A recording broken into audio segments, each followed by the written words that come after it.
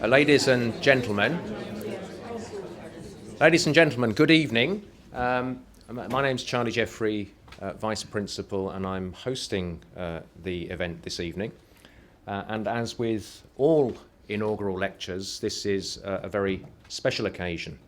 And it's a great pleasure this evening to host Professor Grant Jarvie's inaugural lecture. Grant is an outstanding colleague and a good friend.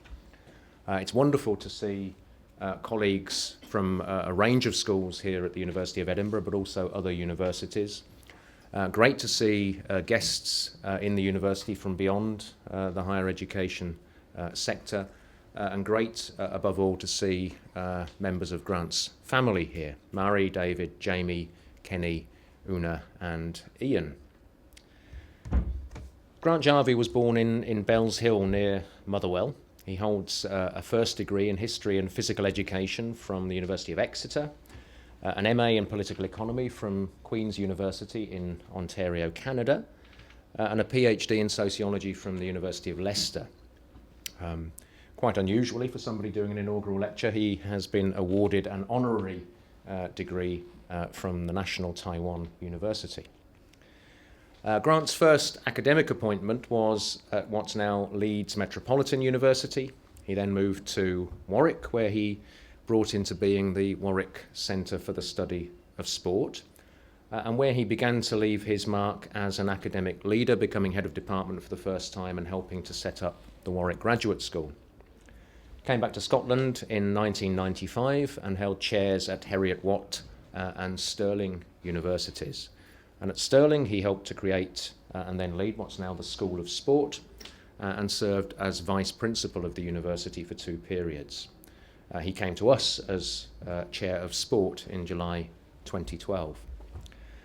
Grant's research interests have focused primarily on the social, historical and policy aspects of sport. He has an extremely long publication CV, including an astonishing 15 books, among them Highland Games, The Making of Myth, for which he was awarded a Scottish Literary Award.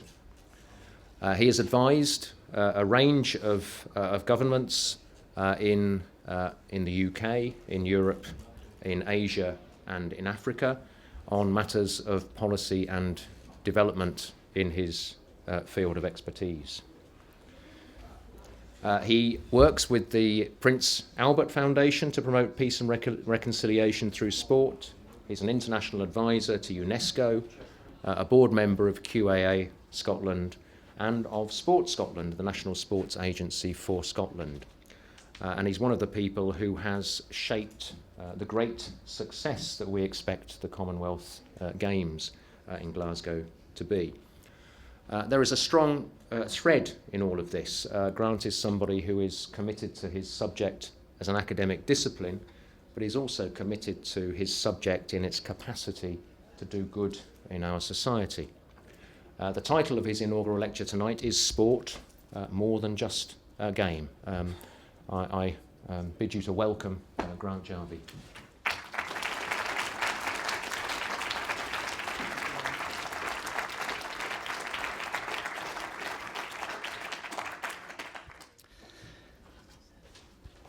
Thank you, Vice Principal, for these very kind remarks. Colleagues, fellow staff, students, past and present, friends, family, it's a scary honour to be standing here before you. I know, however, that I would not be here but for the help given to me by loads of people, many of whom are in this room. None more so than Dad and Mary, who are with us here tonight. I genuinely want to thank all of you for being here this evening. It's greatly appreciated. Indeed, I only hope you're still clapping at the end of this talk. I'm deeply conscious that sport has deep and wide roots in the university. Sport, rooted in Edinburgh, but influencing the world.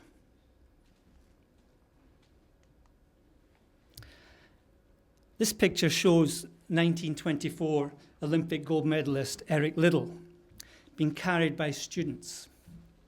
I'm equally aware, therefore, that there are many more able athletes than I have who have sat on chairs at Edinburgh University.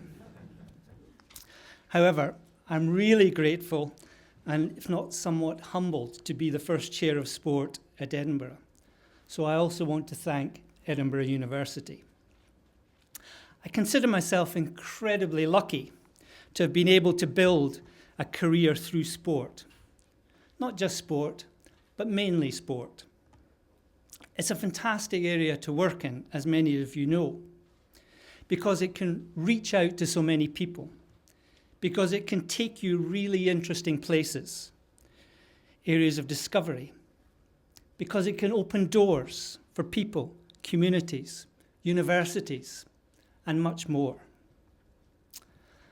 I did not reach the sporting heights of my parents in terms of holding Scottish national records or captaining their country, but I learned a lot through sport that is relevant in academia, as it was for me on the football field.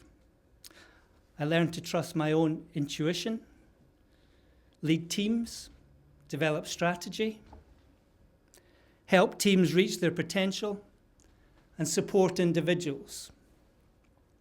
It also taught me never to write anybody off. I hope that I carried this with me to the various teams, departments, research centres, and portfolios I've led in different universities. I've also been fortunate to see sport do many great things, and maybe not so many great things as well, in different parts of the world. So let me nail my colours firmly to the mast. I'm all for sport. I'm all for universities, but I'm also for both of them leading in the societies of which they are part of. So I'm really, really excited at the prospect of what we can achieve together. Tonight, I'm hoping to persuade you that sport is more than just a game. Having spent quite a bit of today talking about David Moyes and share prices at Manchester United, in one sense, sport is more than just a game. But that's not really what I'm talking about tonight.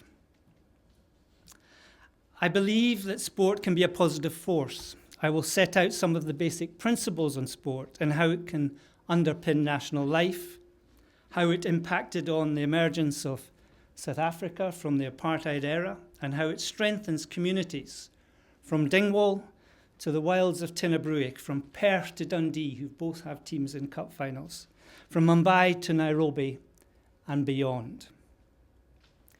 Making the art of the possible possible.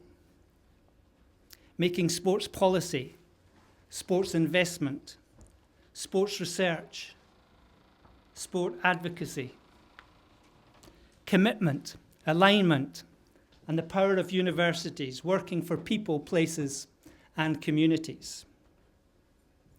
What do I mean by this? It would be easy to give you example after example of athletes who have used their wealth, gained through sport, to help others. Women athletes from Mozambique and Kenya have done this.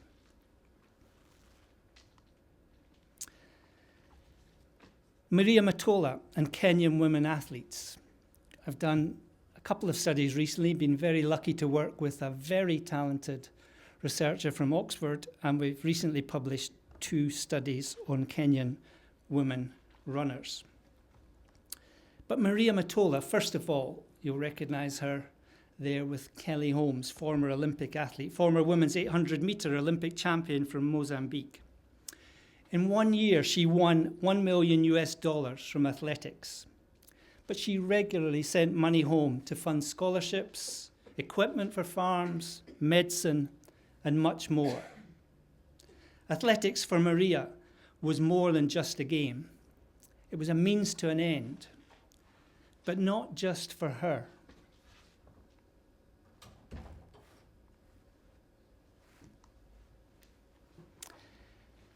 Kenyan women runners, if you look at the 2010 figures here, and this is just prize money, not sponsorship money or anything like that. Kenyan women runners won something like $3 million in 2010. In a world where many question the impact of athletes as role models, the broader impact of some Kenyan women runners is impressive. Local women selling vegetables each day in the marketplace in Iten, when asked whether female runners were making a difference, they went so far as to link success in business as happening, quote, through them. Women runners who struggle to get that recognition in running. They run and they struggle for that. So it also motivated us. If they could get that freedom to do what they wanted, why not us? Because Pamela came from a poor background, she inspired me. Pamela Jamilo, 800-meter Olympic champion from Kenya. According to one woman, female athletes help Iten to grow more, building schools, churches, piping water to these places, and helping the needy people in society to pay for fees and much more. It is worth remembering the difference that it's worth remembering the difference that some athletes make in the lives of those less fortunate than themselves. And for those who question legacies, what a legacy that is. Sport is more than just a game. Sport can be a resource of hope. Some people in this room may remember the work of the Welsh writer Raymond Williams, who wrote a book called Resources of Hope and championed the need for commitment. He argued artists, writers, academics had to balance their freedoms with the duty to strive to help others, what he called the art of the possible. Sport can make the art of the possible possible in so many ways, and we should exploit it to the full. Sport, everyone seems to have an opinion on sport, and in some senses that may be its strength. It connects with people in so many ways. Whether you love it or hate it, it connects. Sport divides. Any discussion on sport should acknowledge both its value but also its uglier, more controversial side. Grand claims can be made. President Clinton once said, "Football has done more for world poverty than almost anything else." Sport detractors will have another point of view. However, whatever the tension, sport also unites and illuminates in many ways. Louise Frechetta, the Canadian diplomat, the public servant, and UN Deputy Secretary General for 8 years, asserted the power of sport is far more than it just being symbolic. You can promote communication, help heal divisions between people, communities, and entire nations, and be the engines of growth. And of course, you would expect her to say, you can advocate a strong and effective United Nations. But what is the power of sport? Question mark. Maybe I should have put that question mark at the title of this lecture, Sport More Than Just a Game. I thought about that and decided to take the question mark away because I want to accentuate the positive aspects of sport, which I believe in, but not in an idealistic, utopian way. Why does it enjoy popular appeal? When researchers have tried to answer that question, they have suggested sport has its own language, an appeal, a vocabulary that extends around the world. Sport's popularity makes it an enabler. Sport provides for many people an engrossing, pleasurable adventure of self-discovery and expression. Politicians and commentators enjoy it, its imagery, its people, its ideologies, to illuminate the uncertainties and challenges of everyday life. Sport can mobilize powerful currents of popular opinion. Mandela got it. In one of his many statements, he said, quote, that sport reaches areas far beyond any sphere of political influence and has probably done more to unify nations than any political leader has ever been capable of. You may not agree with Mandela. I'm not sure I do. But FIFA claim that almost half of the global population tuned into TV coverage of the 2010 World Cup in South Africa. Sport provides moments of collective experience and affirmation of membership in a community. When national teams and individuals take on the rest of the world, run or play in major finals, everyone with an interest in sport and many more will watch. People, places, and communities want to make a connection. Why do so many people want to touch the Commonwealth baton or the Olympic torch? And why watch the Olympic ceremony or even the event itself? Analysts will tell you it is because people want to share and be part of an experience that has drawn interest and participation from around the world, that draws so many people to the opening ceremonies. Viewing figures bring home the possibilities of sport. How can it encourage friendly forms of communication and help to ease international relations? 3.5 billion people tuned into the 2008 Beijing Olympic Games. 1 billion people watched the opening ceremony. 3.6 billion people from 220 countries tuned into the London Olympic Games. Sport can influence civic and civil engagement, help with social cohesion, and be a resource of hope. That alone is worth harnessing and encouraging. It can also be a symbol of national and international capability and world standing. For those of you who are skeptical about sport-based crime prevention programs, for example, Hartman and Deepro's 2006 study of the impact of midnight basketball leagues in 30 US inner cities concluded that we should not be so quick to dismiss community-level effects of sport-based crime prevention programs, such as midnight basketball, that might appear, on the face of it, to be rather limited in scope and design. Let's move on. I will get on to Scottish sport, but I want to start somewhere else.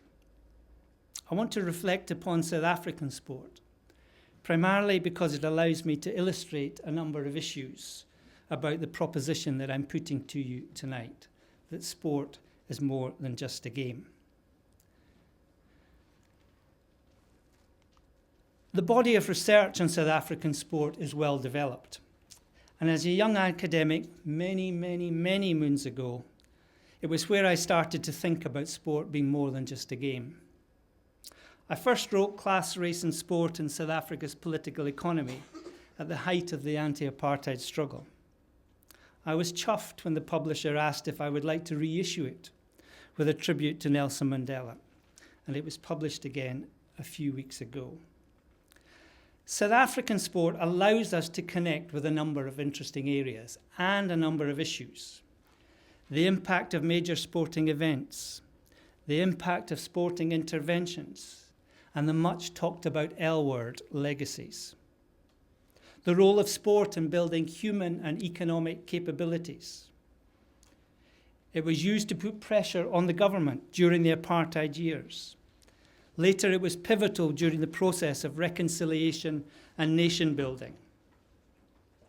And as I said earlier, Mandela recognized more than most the opportunities that sport presented. He knew the language of sport. And more than that, he knew how to use it. He knew how to harness it.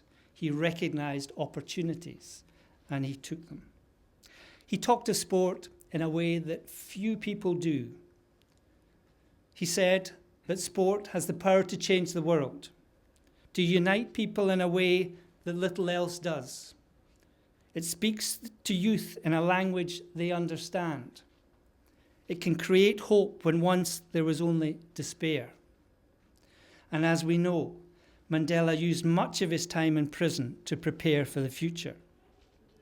For him and others, in Robben Island, sport had a part to play. For many men and women, football is more than a game. I won't say too much about being a lifelong Motherwell supporter. I'll just say that some Saturdays are not complete without a trip to Fir Park with my almost 90-year-old dad. But as far as I know, at least he hasn't told me, he was never a political prisoner. For the political prisoners on Robben Island, the future leadership of South Africa, football attained some iconic status and became a unifying symbol of resistance. They formed an association, the prisoners formed an association called the Makana Football Association. Football in that prison united people of strongly held differing opinions. It alleviated depression and helped prepare for life beyond prison. 1,400 prisoners of differing political opinions organised in an 8-club football league played with strict adherence to FIFA rules, complete with referees and a disciplinary committee. To coincide with the World Cup and Mandela's birthday, FIFA officially made the Makana Football Association an honorary member. It was the first time ever that the ruling body of world football had conferred membership on an organisation rather than a country or an individual. In the FIFA documentary 90 Minutes, Mandela said, "The game made us feel alive and triumphant despite the situation we found ourselves in." Listen to prisoner 49363. All that organisation meant nothing if you didn't have that little round thing rolling around on the ground every week. Listen to prisoner 50563. The maxim amongst us was that the struggle is outside. You have to come off the island much better equipped for the future. And football helped. In December 2013, when Mandela died, the world lost a person who fought all his life for justice, equality, and freedoms. Many people have written about the contribution that sport has made to post-apartheid South Africa. Much of the recent academic work around, for example, the hosting of the FIFA 2010 World Cup considers the local and national benefits of hosting major sporting events. It is not all positive. It supported the idea that Castro's 2013 study of the 2010 World Cup was positive. It supported the idea that major sporting events gave South Africa a prominent role on the world stage, prestige and visibility. Durban has announced its intention to bid for the 2022 Commonwealth Games. So sport is clearly part of a broader strategy for enhancing South African soft power. Castro suggested that sporting events are important foreign policy tools, not just of benefit to South Africa, but to the whole African continent, and indeed the entire international relations system. You may remember the many cultural messages that were connected with the 2010 FIFA World Cup. It's Africa's Hour being one of them. Corneliussen's study was less positive, as she charted how protest groups attached themselves to major sporting events. Evaluation of programs such as Coaching for Hope, which uses sport to create better futures for South African girls and boys, highlights continuing high levels of unemployment, continuing high levels of violence, continuing high levels of poverty as key problems, and sport alone will not overcome these. But I want to emphasize 2 points. Firstly, it is the popularity and visibility of such events that is the attraction to campaigning groups who attach themselves to such events. And secondly, that change in South African society and the place of sport is still very much work in progress. During the apartheid era, the policy of the African National Congress, the South African Non-Racial Olympic Committee, the South African Council on Sport, was one of no normal sport in an abnormal society. It was a policy that called on the rest of the world to boycott the playing of sport with South Africa. a policy supported by the Commonwealth Heads of Government and forged here in Scotland, hence its name, the Gleneagles Agreement. And yet, just as Mandela recognised the power of sport to help in dismantling of apartheid, he equally recognised the potential of sport to help with reconciliation. The promise of sport was captured in the ANC slogan of a better life for all. I interviewed the then new South African Minister for Sport in Edinburgh in October 1997. He said, and I quote, that sport in the new South Africa provided the basis for community building, economic development, and fostering of civic and national pride. Sport was viewed as being central to unity, development, reconciliation, and nation building. We saw how the 1995 Rugby World Cup in South Africa provided an ideal platform for sport to take centre stage within the politics of nation building. When South Africa emerged triumphant, Mandela donned the green Springbok jersey and cap to present the winning trophy and embrace Francois Pienaar. That Mandela didn't really like rugby was neither here nor there. That he recognised the opportunity and the contribution it could make to the reconciliation process was what mattered with that handshake. A better life for all will not come through sport, something that Pienaar himself has commented upon and recognised recently. The current president, Jacob Zuma, has much work to do. He too played for Rangers in the Makana FA when he was a political prisoner on Robben Island. Sport is not just a game in South Africa. It has carried many messages. It's been a resource of hope, and it has contributed to building human and economic capabilities. But it is not the solution on its own. Let's move on to sport's role in peace, conflict resolution, and development. There has been a groundswell in the number of international agencies and NGOs who have initiated sport and development programs of various types in the barrios, the favelas, and the shanty towns all over the world. I'll leave you to debate what I want to call this. Programs like Fight for Peace, founded by the Edinburgh University anthropology student Luke Dowdney, that uses boxing and martial arts combined with education to try to tackle a broad range of issues in some of the toughest inner city areas, such as Rio de Janeiro in Brazil and Newham in London. We know from Bruce Kidd's research that there were at least 166 organisations listed on the international platform on sport for development, maintained by the Swiss Academy for Development. Interventions such as the Twick Olympics, the annual Peace Olympics, have been held in Twick County, South Sudan since 2000, are sponsored by some 12 differing international organisations, all aimed at encouraging a space for building tolerance, breaking down barriers, and more. Each January, teams of athletes gather to compete at football, volleyball, dance, athletics, tugs of war.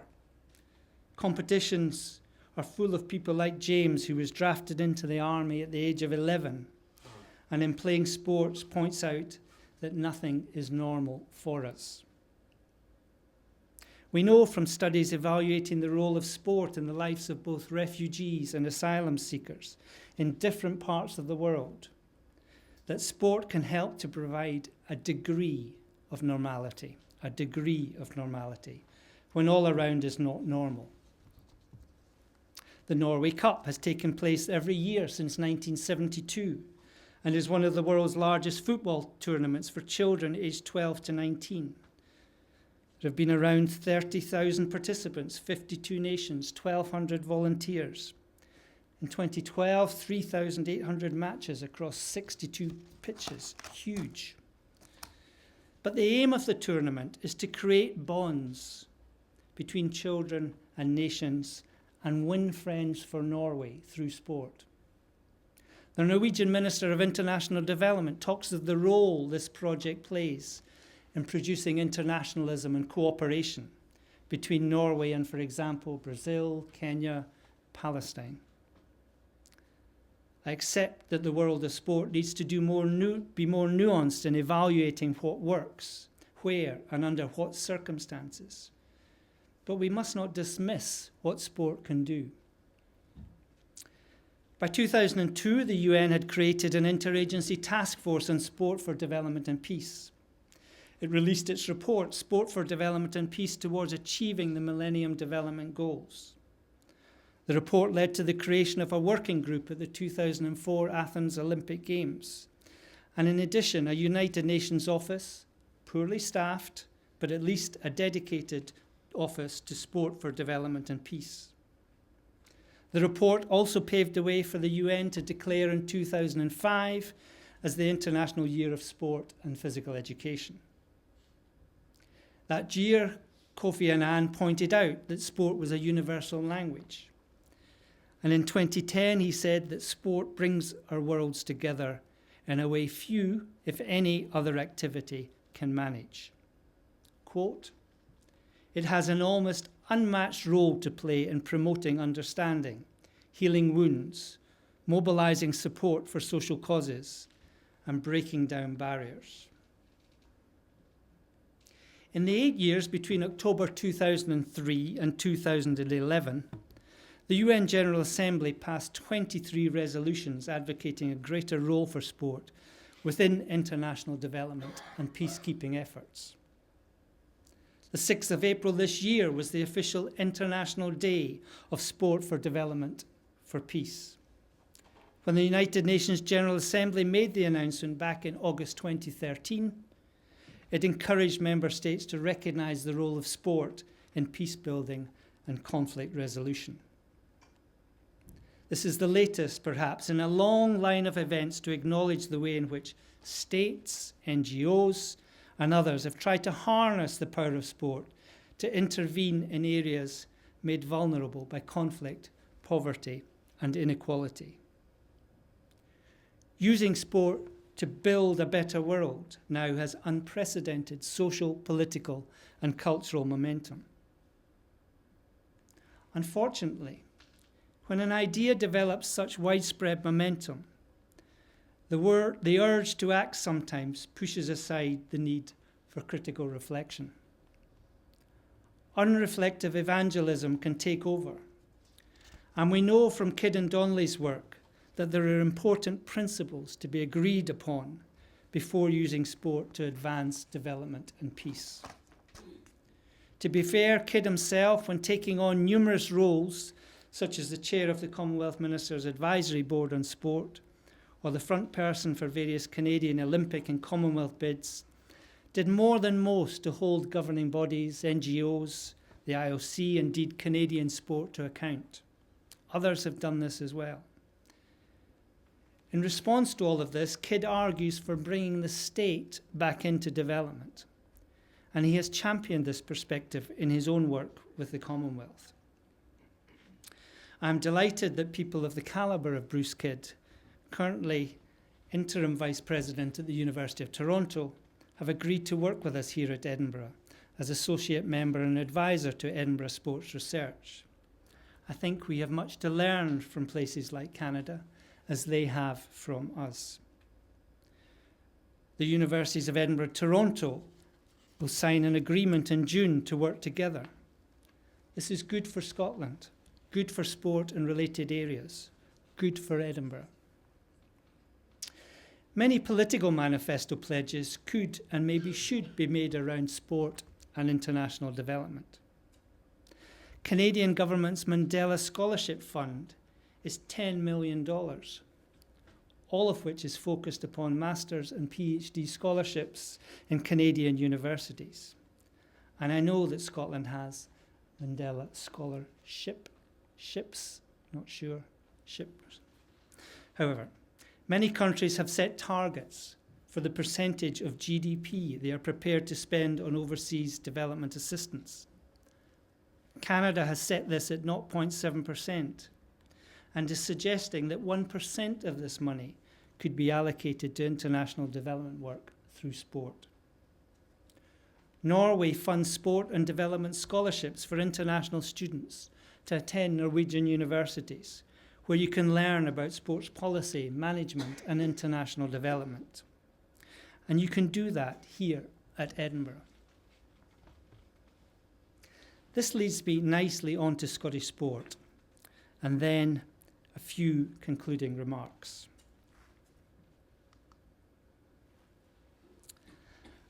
I've tried over the years to make an ever so small contribution to a better understanding of Scottish sport and British sport, and also supporting Edinburgh University Press. Highland Games, The Making of the Myth was published by Edinburgh University Press. Very proud of Scottish sport in the making of the nation. There's a couple of interesting things to point out here. But the person, this has both my mother and father in this picture. So this is my father here, and this is my mother, who's no longer with us. But they were both Scottish national record holders, and both, my father was captain of his country. So it's great to have them in a picture. That Motherwell swimming and water polo team went on to do many great things.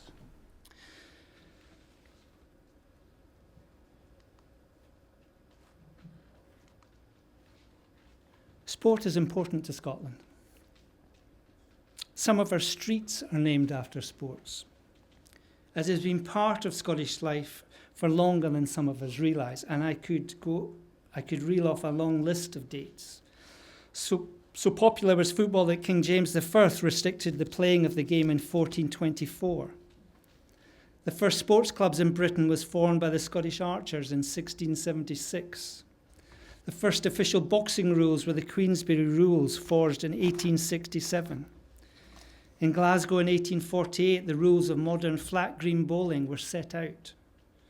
Mackerhannish was one of the earliest purpose-built ladies' golf clubs, established in 1893. Sport in Scotland has historically played a role in assisting social welfare and social mobility. We may think of Highland Games as an expression of identity, or a tourist attraction, or an important local celebration. But rarely do we remember that many Highland Games, like Braemar, grew out of 19th century welfare societies.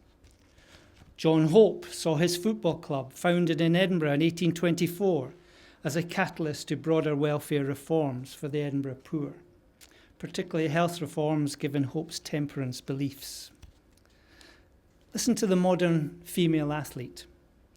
For me as a child, running was an escape from the lifestyle that we had. I had quite a tough upbringing and brought up to believe that nothing in life was given to you. There was a lot of poverty, and running just took me away from all of that. You can tell that Scotland has given a lot to the world of sport by the considerable wealth of trophies that it has in its locker. These two here, Lord Strathcona Cup for curling and the Ladies' Championship Golf Trophy, are two of the many trophies that Scotland has. Women's Golf Annual Championship has been held every year since 1914, so the winner this year will be the 100th winner of the Ladies' Championship Golf Trophy. Edinburgh University has also a rich collection, as this medal indicates, illustrating a football match between Edinburgh University and the 93rd Regiment, which took place on the 25th of January 1851. This magnificent trophy here is the Camanachd Cup, the National Shinty Trophy. Shinty is one of our cultural assets. Shinty is interesting. We have written evidence of the game as early as 1272, maybe before. So it has survived and adapted over centuries. Shinty's role in the life of the émigré, Scot, has been written about extensively by some people in this room. And the annual Shinty hurling match between Scotland and Ireland cements cultural relations between the two countries. To this day, Shinty helps to create strong community identities. Shinty players throughout Scotland, have strong bonds. I was hoping to get through the economics bit before Professor Bell walked into the room. Welcome, Professor Bell.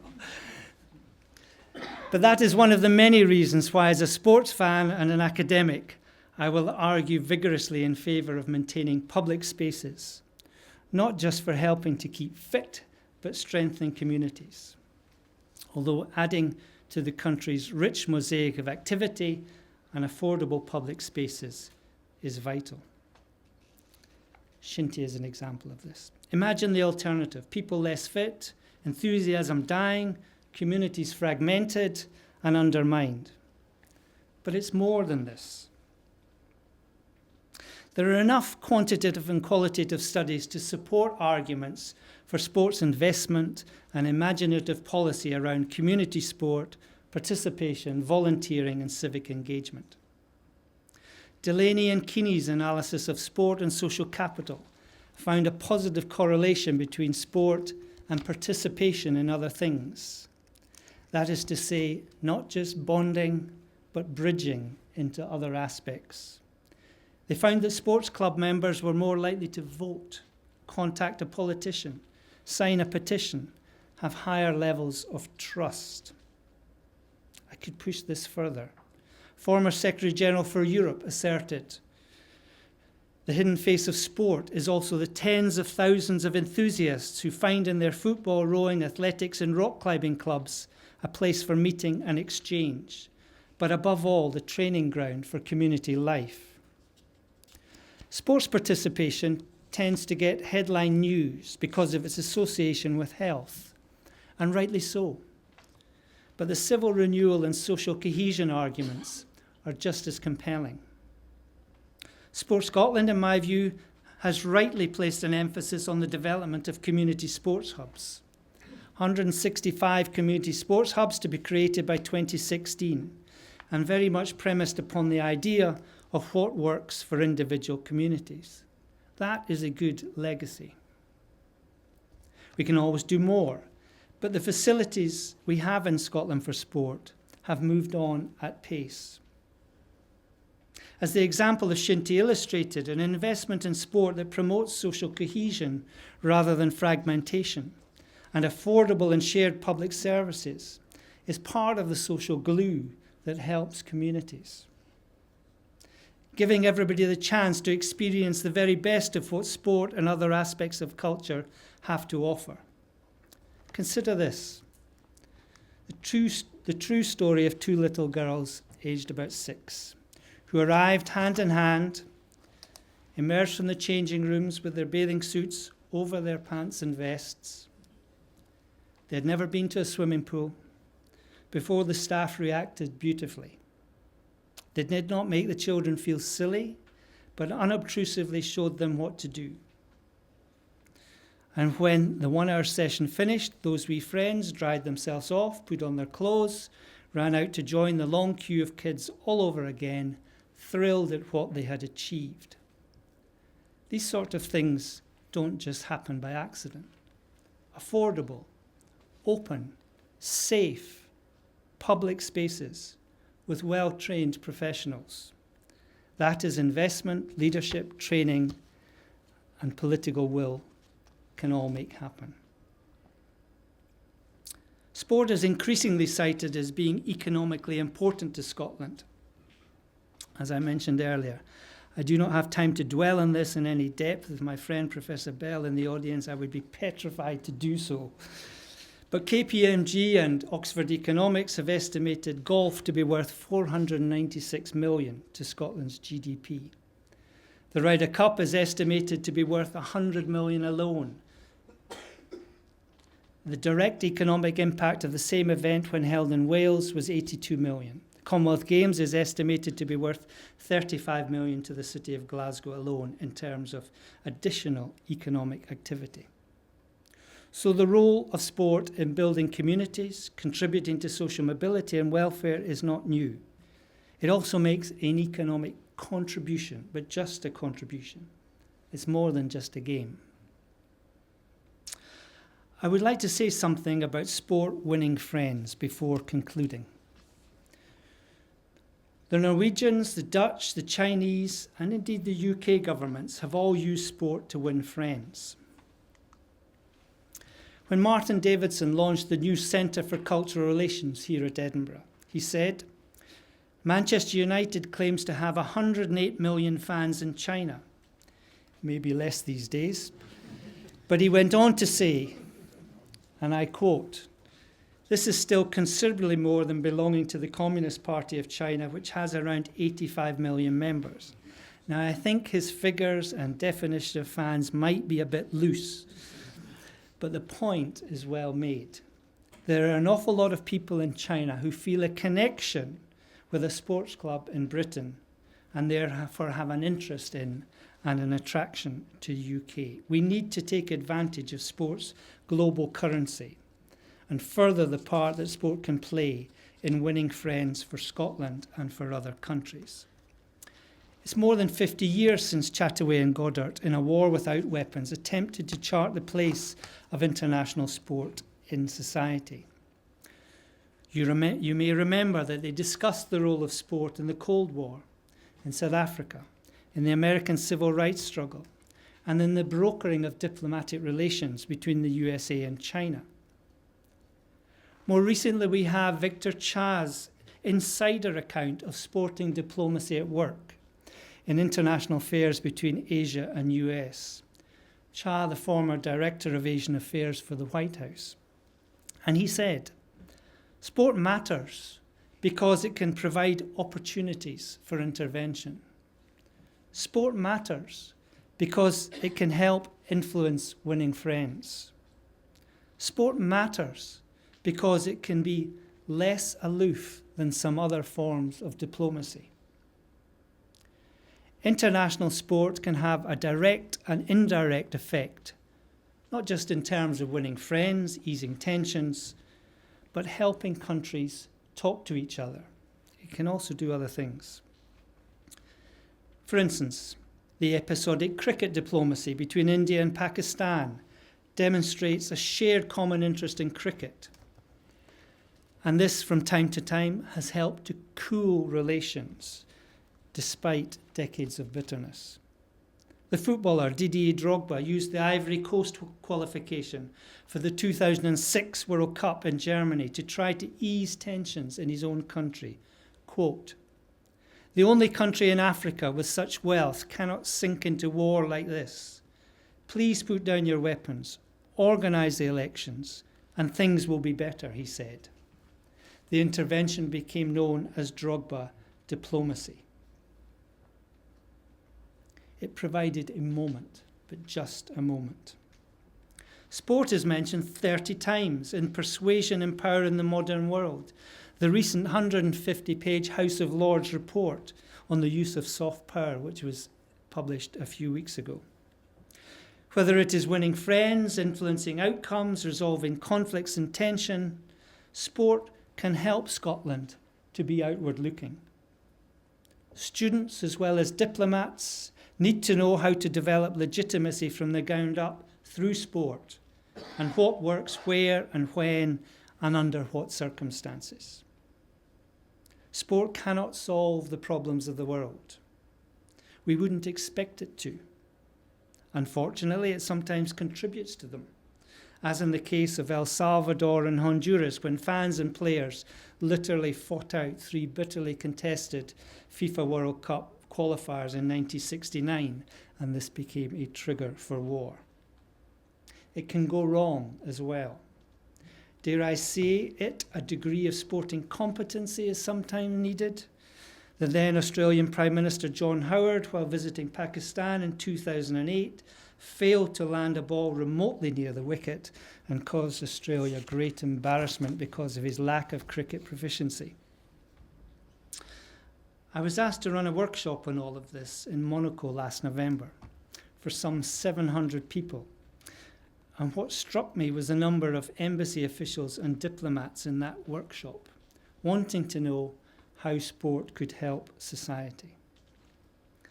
I hope the McLeish Review of Scottish Sport addresses this specifically and is not just an inward-looking set of recommendations. And I've mentioned this to Henry. More than just a game in cultural relations, not as an agent on the sideline, but as an active resource. Sport as a resource of hope. Sport opening doors for people, places, and communities. Sport making the art of the possible possible. Sport as part of the art of persuasion in the modern world. So in conclusion, I've tried to persuade you that sport is more than just a game. We are stronger working together than apart. If we acknowledge the first and we act on the second, then we might just be able to fulfill a little bit more the promise and possibilities of sport as a resource of hope in different parts of the world. We may not agree with them, but were Louise Frechetta, Kofi Annan, Nelson Mandela, were they all wrong? Am I wrong when I say that sport is more than just a game? Universities are really important here, not least of which they stand the test of time and therefore are sound investments. But more importantly, the idea of the university itself is about discovery, about problem solving, freedom, public engagement, commitment to the communities in which they are part of, making the art of the possible possible. Indeed, one famous rector said they should take their place in the vanguard of a movement for the bettering of humanity. Edinburgh University is a great gathering place for the world of sport. The door at Edinburgh is open, so I hope we can continue to work together and that you and others will walk through this door many, many times. Sport, rooted in Edinburgh, but influencing the world, in partnership with you. Just imagine what we can achieve together. That leaves me just to say thank you to my new colleagues who have been wonderful in terms of accepting me into the university, and for you for being here tonight. It is really appreciated. Thank you very much. I said earlier that this was an inspirational lecture, and I think it was that for a number of reasons. Partly because Grant really focused on the positives around sport. He did touch on the negatives, and they came out in the discussion, but it was the positives you highlighted, especially that wonderful phrase, making the art of the possible possible. And in that you talked about sport as a means of global communication, as a force to bridge divisions in society, as a method of crime prevention, as a way of building human and economic capability, especially in the field of international development, as the glue of a healthy civic community, and as an economic benefit and potential. Most of all, I think you highlighted the way that sport can be a resource of hope with those examples from South Africa. You did all of that with a tremendous range of expertise, great insight, genuine passion, and real erudition about your subject. But what struck me more than that, I think, was the way that it was also very personal. You talked at the start about how insights from sport have helped you to become the academic leader you are, in understanding how leadership and team building work in sport and bringing that into your professional context. But also very personal, and your dad's final question kind of underlined that, was how deeply important sport is to your family. And I think your professional vocation is, in many senses, carrying on a family tradition. And it was great to hear that tonight. Thank you. And I congratulate you very much for an excellent lecture.